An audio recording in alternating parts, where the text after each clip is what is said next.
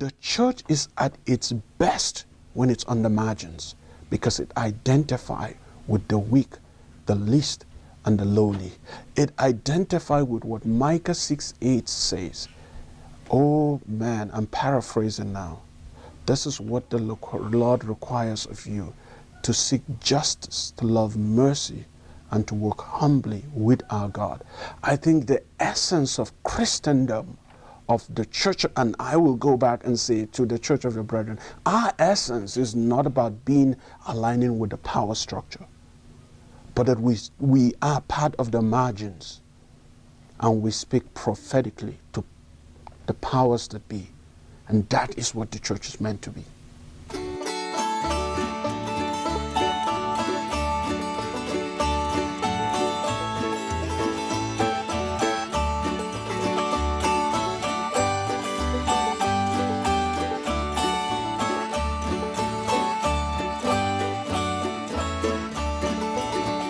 The Jesus way, oh, the Jesus way is the way of peace. Is the way of peace. Oh, the Jesus way, oh, the Jesus way is the way of peace. Is the way of peace. Oh, the Jesus way is the way of peace. When He is King, all wars will cease.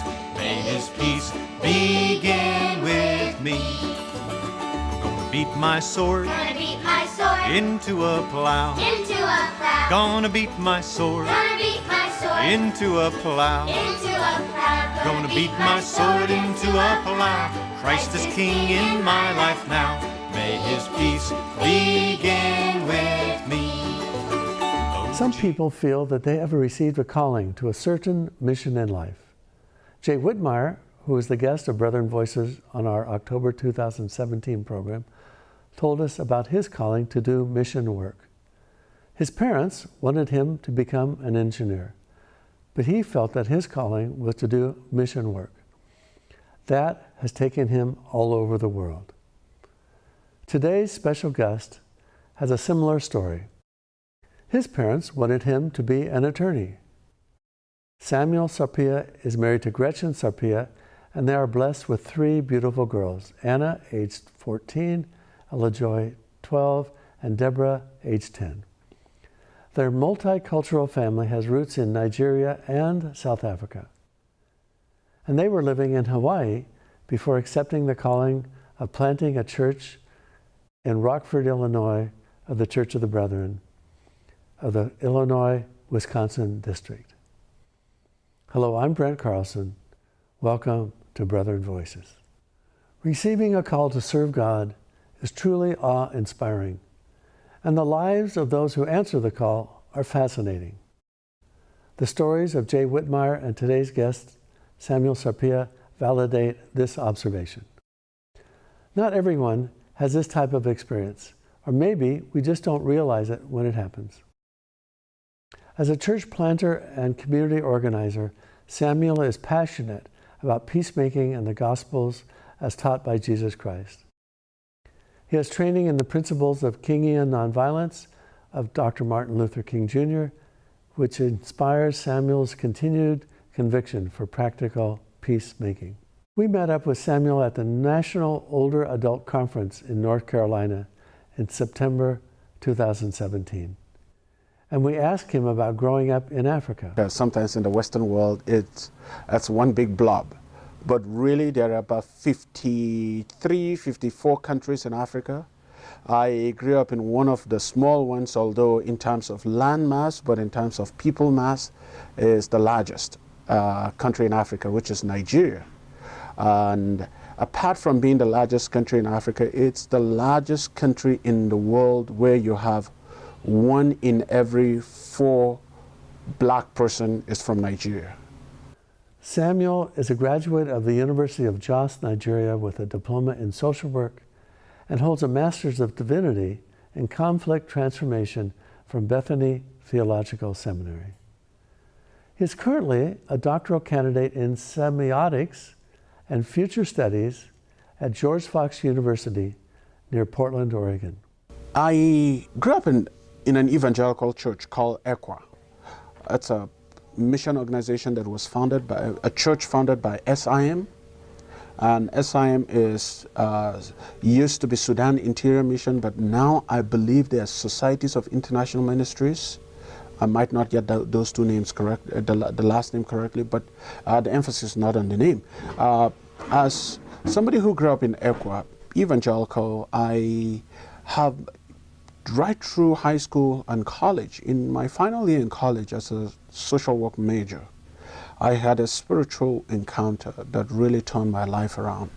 I came to experience what we will call knowing Jesus as Lord and Savior, and that spiritual encounter moved me towards a calling.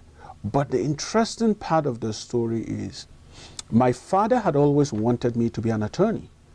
But as a rebellious teenager, I said, no, I will do what I want to do by acting in ways that I want to act. So went to college to study social work. And basically, you know, studying social work in a developing country, you're technically saying to yourself, I'm choosing the line of poverty, because social work is, this is 20 some years later, it's still really not any big profession. So, but in the midst of that, God has a plan that sometimes we don't often know. And somehow in that process, I was introduced by a classmate, a college mate of mine, who had been involved in this Bible study group in the inner city that were launching to reach out to drug addicts and prostitutes and wanting to help them out of the lifestyle, because some of them are in what I will consider today, this vocabulary wasn't in my words at that point. So in Jos, you know, what I will consider modern day slavery is when people are taken into prostitution and drug sales and against their will, but somehow they end up there. And so most of these young people wanted to get out of that lifestyle. And so this inner city ministry was starting and out of a Bible study group, and they said they want to make a difference. And so as a social work major, my friend invited me and said, you know, this will be good for you to explore, because I'm fresh off the press having the spiritual encounter. And I jumped in. 9 years later, I was still a volunteer. It went from being a volunteer to becoming a full-time job, and not only becoming a full-time job, but I became the evangelism ministry director of this inner city ministry. And so here is my brethren connection. My own evangelical church thought I was crazy. I was bringing too many radical people to church. I need to clean them up before I bring them to church. We often never know about how we affect others. For Samuel, becoming involved with the Brethren of Nigeria happened because of their acceptance of others and the good taste of peanut butter. And the brethren says, no, you bring them, you can use our facility for whatever cleanup you're doing. We don't care. And I remember the brethren making the best peanut butter, and they still do. The brethren in Jos makes the best, healthiest peanut butter. They get the peanuts, fry it, and make peanut butter right there and then. And I know them for that. And so at that point, the connection was sort of the seed, the foundation for being, man, I like these people. I like their lifestyle. There's something about them that portray the scriptures that I read in the Bible. So I see them as living out the real teachings of Jesus that says, love your enemy. And even though I wasn't a member of their church, but that was my initial brethren connection. Samuel has always been passionate about his mission work, and that has led him to many places and many experiences. Someone told him that he should start a church and be a pastor. 2008, I was in Hawaii as a missionary. I had been to Chicago to preach at some workshop, a conference, and my friend told me that, you know, I think you'll be a good pastor. I said, I will never become a pastor. So in 2008, after I spoke at this conference, I flew out to Geneva, Switzerland. And on my way back, I landed in Chicago, and this pastor friend called me and said, I think you'll be a better church planter than a pastor. I go, okay. I'd said I will never be a pastor in that, like, pastor a church. But for some bizarre reason, the idea of church planting I couldn't shake that off. I am an entrepreneur. I love starting stuff. I've started a couple of businesses and which had succeeded, and I sold them and I moved on. But I'm passionate about mission, about the gospel. So church planting sounds like a very fruitful endeavor for me. So I went back to the Big Island where my family and I were living. So I kind of Googled, what does it mean to do church planting? And the first thing that came up the radar on my Google screen was Great Harvest Church Planting Network. And asked the question, are you interested in church planting? Fill out your name here. And I didn't know what really possessed me. I entered my name without really digging. You know, the curiosity has been sparked.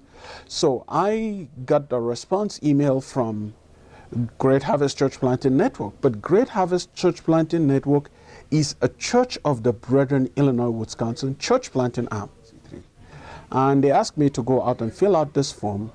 And I did fill out the application form and the profile test. Check. There's an online profile that you take. So I took that profile test and they got the result, I got the result. And the next thing was Linda DeVore, who was then the apostle of church planting for the Illinois, Wisconsin district, called me and said, before we take any step further, I want you to go back and read about the Church of the Brethren.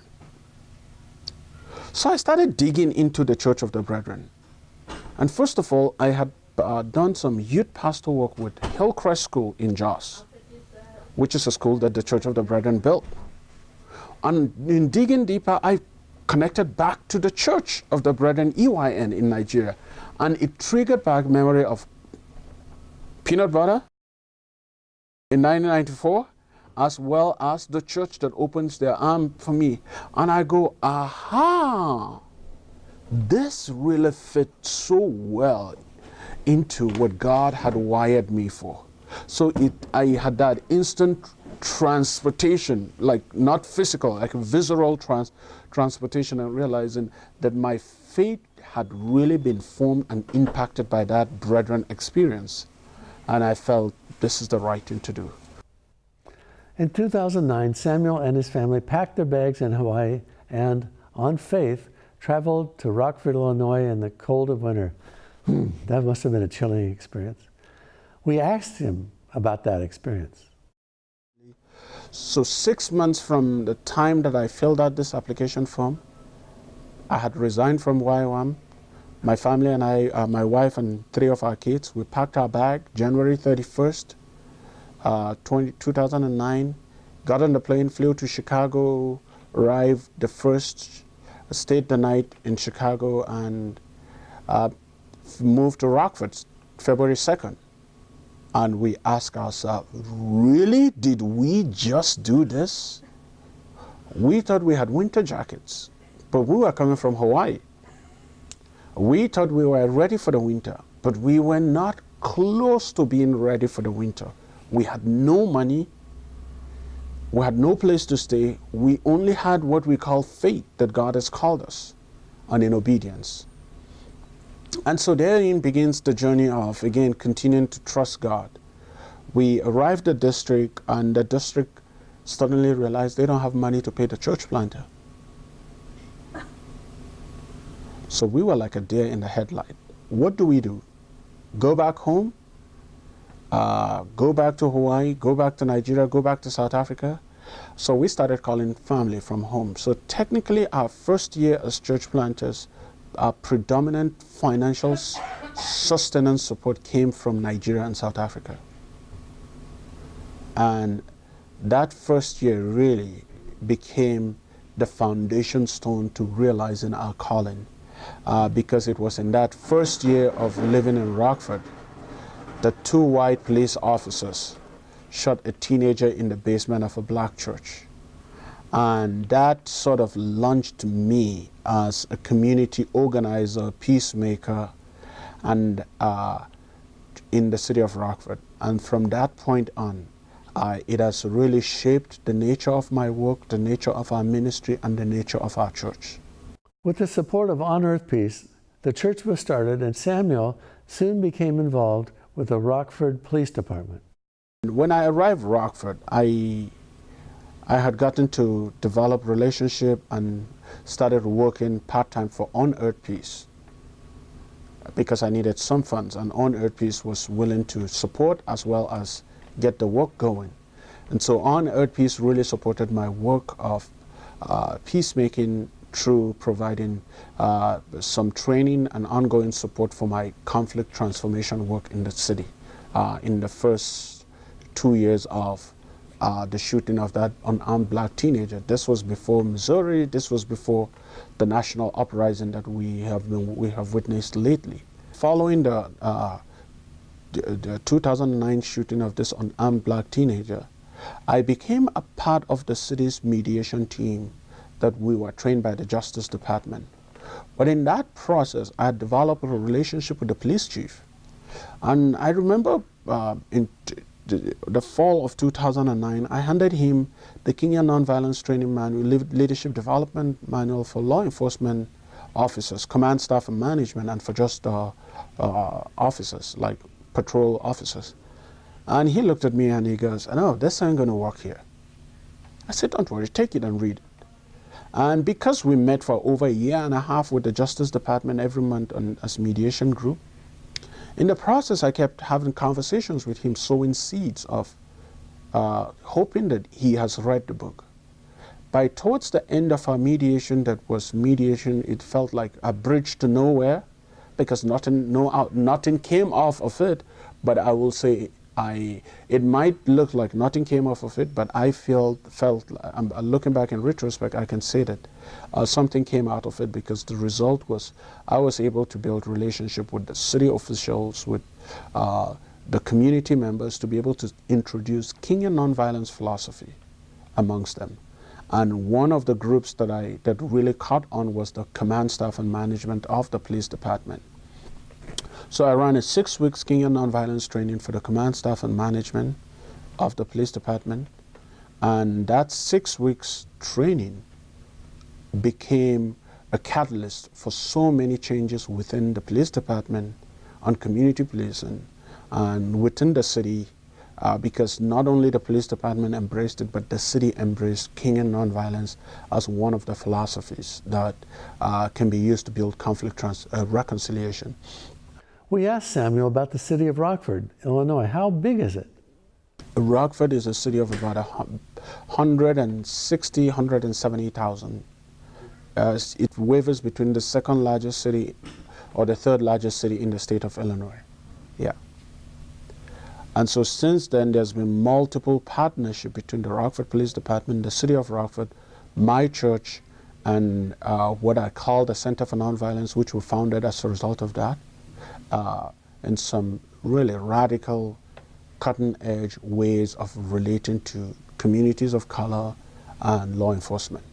Our police department, that used to be one central police department, is now into 3 different communities, geographic policing, and not only geographic policing, but we have law enforcement officers living in the community as peace officers. Their job, their name is ROC officer, it's Residence Officer Community Keeper. So that officer, he or she lives in the community in a very troubled neighborhood. His job is not to police the neighborhood, but to be a good neighbor. Or her job is not to police, but to be a good neighbor. And that has proven to be very successful. And in partnership with United Way, the city has really embraced this. We have neighborhood strong houses. These are homes where kids in troubled neighborhood can come back and do their homework. And we have run, through my work, we have found a means to do kind of a cutting edge. We're taking advantage of technology, using computer coding to teach nonviolence, as well as a music recording studio. So we have a mobile tech lab and a mobile art lab. Samuel has been the pastor of the Rockford Community Church since 2009, a multi-ethnic community. We asked him how he felt when his name was submitted to be moderator of the Church of the Brethren Annual Conference. When you're nominated as a moderator, you get this letter from a nominating committee asking you if you will want to serve as a moderator. You know, I just said, sometimes I say yes to things that I don't even really know the implication. So this is one of those that I said yes. And they have a questionnaire. And so what are your hope for the church?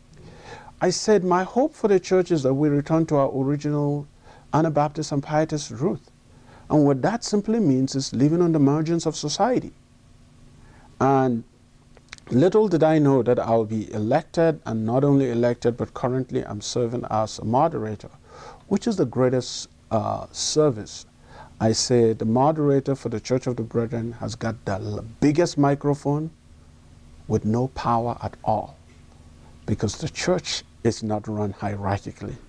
You're called to serve and to facilitate and to stir the church in the direction that God will use us to be an example for the world to see. Samuel told us about the goals for the year. This year as a moderator, as you know, my theme for the year is Living Parable. And by living parable, I simply am asking the question. I'm not asking about when you read the parables, how can you apply that to your life, which is one aspect of it, or, oh, we're having this vision of one day we will become this parable. But as living parable is that we are living, but yet telling our life becomes the story that people can read, the living scriptures that are engaging locally in our community of faith, in our district, and yet global. So my hope for the church is to look inward as we look outward, asking the question, how am I a living parable? What legacy, what story am I telling? What stories are people reading off of my life? The experience of a calling is a very personal thing, and we ask him to share with us about that experience. On that fateful day, I've ridden the campus bus. I lived on the residence of the campus, and I take the shuttle to where our classes are. And I remember this girl preaching and talking about God loves you, about the love of God for me. It doesn't matter how far you've run away from home. It doesn't matter how far or what you have done. You might have said to your parents, she just retold my story to my hearing. And I am watching this lady, and she is telling my story, and I'm wondering, did somebody tell her about me and she just got up on the bus and is just trying to... But there was not any inkling that she's heard my story, but she just told me that God is calling you back home. But deep within me, there was a deeper longing to know and to develop, cultivate this relationship with this Jesus that she's talking about. As somebody who has grown up going to church, you know, we all know the legalistic lingua of, oh, being born again. Yes, one of those, but there was something deeper than just the religious rigmarole of being born again. But there's a calling upon my life to respond to what the nudging of the Holy Spirit. And when I took that first step of saying, okay, God, I want that experience, I long for that, I invite you to open my eyes, open my ears to be able to get a clarity as to what this means. You know, I will say coincidentally, I found myself ending back in a church the next day. Here is somebody who's not been to church, but there was a draw, a pull to go back to church. So this relationship with Jesus that has been triggered compelled me to go back to church. And in the process of that, starting to build new set of friendship in church. And not only that, running into this classmate of mine that says there's this Bible study group that I think your experience, your skill out of the blue. She's never talked to me. We've just taken a couple of courses together. She just said to me, there's a Bible study group that I think will be good for you. They're just starting an inner city ministry that your skill will be needed. Because at that point, I had done my social work practical, like as a family social worker for the city, which I had no clue what that meant because I was just a kid myself. But there was some horrible experience. When I mean horrible stories of kids being abandoned by their parents and then they end up as a ward of the state. And so those stories compel, those experiences as a social worker practicing as a state non-paid employee to go into this inner city ministry and realizing God has an intention for the marginalized in society. And that just kind of fit into what I sense is a calling. And so at that point, I don't see social work as a rebellion from my parents any longer. I see it as, oh wow. So I might be running as if I'm becoming like Jonah. I might be heading to Tarshish, but actually the fish has just swallowed me and spit me back in Nineveh, where God has initially called me. I might be running away from what I feel like I'm running away from, what my parents wanted me to become, an attorney, by becoming a social worker, but actually God intended, allowed that, not, I wouldn't say intended, God in the midst of that allowed that to happen, that it will fulfill the call that God has set me on this current trajectory for. Samuel Sarpiya firmly believes that faith and actions need to be connected. We ask him about that and how it relates to the Church of the Brethren. The church is at its best when it's on the margins, because it identifies with the weak, the least, and the lowly. It identifies with what Micah 6:8 says. Oh man, I'm paraphrasing now. This is what the Lord requires of you, to seek justice, to love mercy, and to walk humbly with our God. I think the essence of Christendom, of the church, and I will go back and say to the Church of the Brethren, our essence is not about aligning with the power structure, but that we are part of the margins, and we speak prophetically to the powers that be. And that is what the church is meant to be. We have met with 10 of the Annual Conference Moderators over the last 12 years. And we asked Samuel about his hopes for the Church of the Brethren. That our vision is what drives us, not our political posturing.